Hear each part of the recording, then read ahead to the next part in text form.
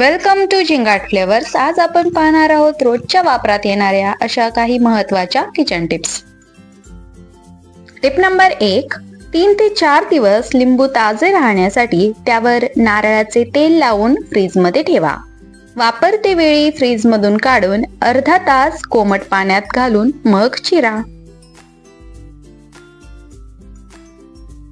Tip number 2. तळणीचे modak मंद आचेवरच तळावे. मोठ्या आचेवर तळल्यास तापलेल्या तेलामुळे बाहेरून तळलेले वाटतात पण आतून कच्चे राहतात आणि लगेचच मऊ पडतात.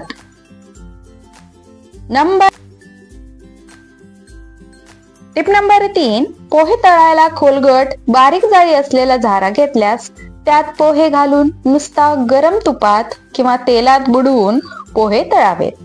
यामुळे पोहे बाहेर पडून जास्त वेळ तळल्याने जळणार नाहीत.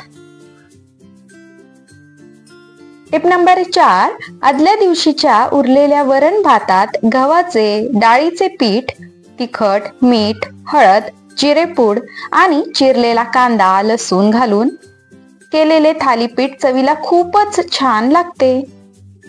एकदा ट्राय करून नक्की बघा. Tip number 5. साबुदाणा खिचडी लुसलुशीत होण्यासाठी ती अर्धवट शिजवल्यावर त्यात 2 चमचे दूध घालावे.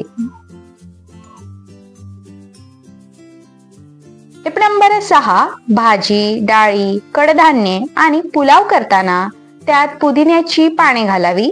त्यामुळे त्या पदार्थाची पाचकता वाढते. Tip number 7. मसाल्यात हिंगाचे खडे ठेवावे. त्यामुळे स्वाद चांगला येतो. Tip number 8. गरमागरम इडली पात्रातून काढायच्या आधी त्यावर थोडे गार पाणी शिंपडावे. त्यामुळे इडल्या इडली पात्रातून पटकन निघतात. Tip number 9. पालेभाज्या सुकल्यास पाण्यात 1 चमचा व्हिनेगर किंवा लिंबाचा रस घालून त्या पाण्यातून काढल्यास भाज्या टवटवीत राहतात. Tip number 10. वरण शिजवताना तुरीच्या डाळीत चिमूटभर हिंग, हळद आणि चमचाभर साजूक तूप घालावे. त्यामुळे डाळ नरम शिजते आणि स्वादही छान येतो. Tip number 11. बिर्याणी अधिक स्वादिष्ट बनवायची असल्यास त्यात जास्त कांदा टाका. कांद्याला थोड्या टोमॅटो सोबत तेलामध्ये जास्त वेळ परतवून घ्या. त्यामुळे बिर्याणी अधिक स्वादिष्ट बनण्यास मदत होते. Tip number 12. कुकरमध्ये भात शिजवताना काही वेळा कुकरच्या भांड्यातून भात उतू जातो. तो जाऊ नये याकरता कुकरच्या भांड्यात तांदूळ आणि पाण्याबरोबर थोडेसे मीठ पण घालावे. म्हणजे कुकरमध्ये भात सांडत नाही. Tip number 13. कणिक मळताना ती परातीत किंवा ताटात न मळता कढई किंवा मोठा बाउल यात मळली तर मळायला सोपे जाते.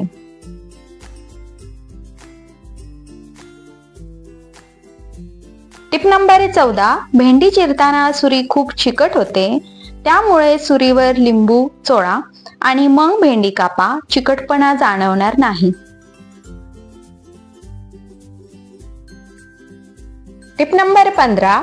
काही भाज्या, उसळ आणि भात करताना तयार मसाले फोडणीत टाकले की चांगला स्वाद येतो.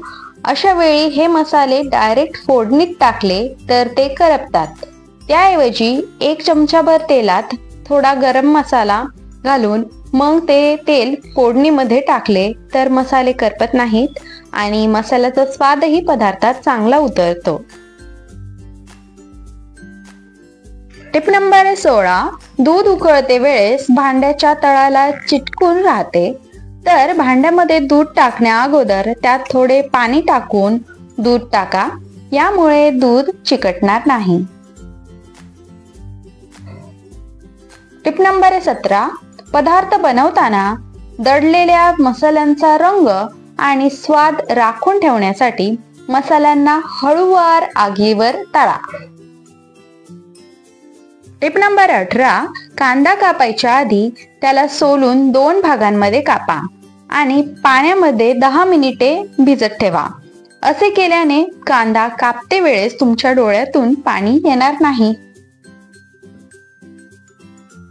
टिप नंबर 19, कोणताही पुलाव किंवा जिरा राईस जर डायरेक्ट स्टीलच्या कुकरमध्ये करणार असाल तर तांदळाच्या 1.5 पट पाणी घालावे आणि 2 शिट्ट्या कराव्यात. भात मोकळा आणि फडफडीत होतो. टिप नंबर 20, पालेभाज्या ओलसर होऊ नयेत यासाठी विशेष काळजी घ्यावी लागते. त्यातच आपल्याकडे विशिष्ट प्रकारचे कंटेनर्स असतातच असे नाही, पण पालेभाज्या ताज्या ठेवण्यासाठी सोपी पद्धत वापरता येईल. कंटेनर मध्ये भाजी ठेवा, त्यावर पेपर टॉवेल किंवा टिश्यू पेपर गुंडाळा, त्यावर प्लास्टिक गुंडाळा. पेपर टॉवेलमुळे पालेभाजीतला सगळा ओलावा शोषला जाईल. पालेभाजी बऱ्याच काळापर्यंत ताजी राहील. टिप नंबर 21, लसूण सोलणे हे वैतागवाणे काम असते. त्यात खूप वेळ जातो, पण लसूण सोलण्याची ही सोपी पद्धत आहे. लसणाच्या पाकळ्या काढून घ्या. या पाकळ्या हवाबंद कंटेनर मध्ये ठेवा. झाकण लावा आणि कंटेनर जोरजोरात हलवा. लसणाची सालं झटपट निघतील. टिप नंबर 22, रस काढण्याआधी आपण फळे थोडी नरम करून घेतो, पण याऐवजी रस काढण्याआधी फळे 10 ते 30 सेकंदांसाठी मायक्रो ओव्हन मध्ये ठेवता येतील. यामुळे सगळा रस झटपट काढता येईल. तर कसा वाटल्या या आजच्या टिप्स? आय होप या टिप्स तुम्हाला नक्की आवडल्या असतील. व्हिडिओ आवडल्यास व्हिडिओला लाईक करा, चॅनलला सबस्क्राईब करा आणि हा व्हिडिओ जास्तीत जास्त लोकांपर्यंत शेअर करा. पुन्हा भेटूया अशाच एका नवीन व्हिडिओ सोबत. तोपर्यंत धन्यवाद.